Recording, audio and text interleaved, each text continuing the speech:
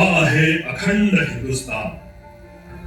उत्तरेला हिमालय पर्वताचा खडा पहारा, दक्षिणेला हिंदू महासागराचा खोल खंडक, पश्चिमेला हिंदू कुश पर्वताच्या दुर्गम रांगा, तर पूर्वेला इरावती नदीच्या वाहत्या पुण्य प्रवाहाच्या दोन्ही तटावरील भयंकर घनदाट जंगले. असा हा संपूर्ण हिंदुस्थान एक संध होता, अभेद्य होता, अजिंक्य होता. या भूमीच्या सीमा प्रत्यक्ष परमेश्वरानं आखल्या होत्या. आमच्या पराक्रमी तेजस्वी पूर्वजांनी आपल्या रक्ताच्या अभिषेकानं त्या राखल्या होत्या. जगातले पहिले वेद वाङ्मय जन्माला आले ते या इथेच. कला, शास्त्र, विद्या आणि विज्ञान बहरले ते या भूमीतच.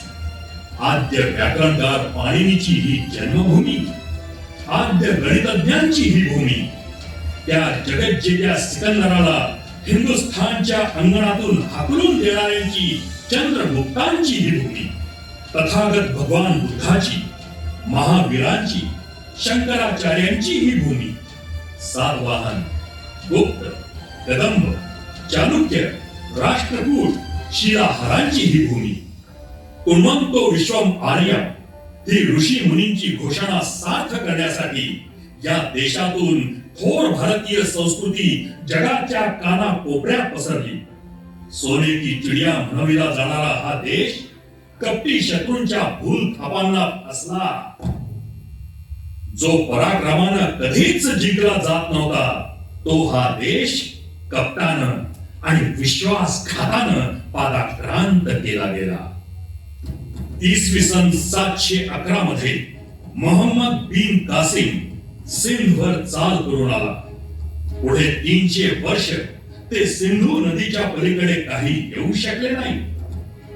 इसवी सन 1000 साल उजाडलं आणि गजनी घोरीच्या उत्तर भारतावर स्वाऱ्या सुरू झाल्या. अत्यंत अमानवीय, क्रूर, अघोरी आक्रमकांनी थैमान घातलं. गावाच्या गावात जाळली जाऊ लागली. लहानांपासून शेत घडू लागला तोही तिन्ही त्रिकाळ.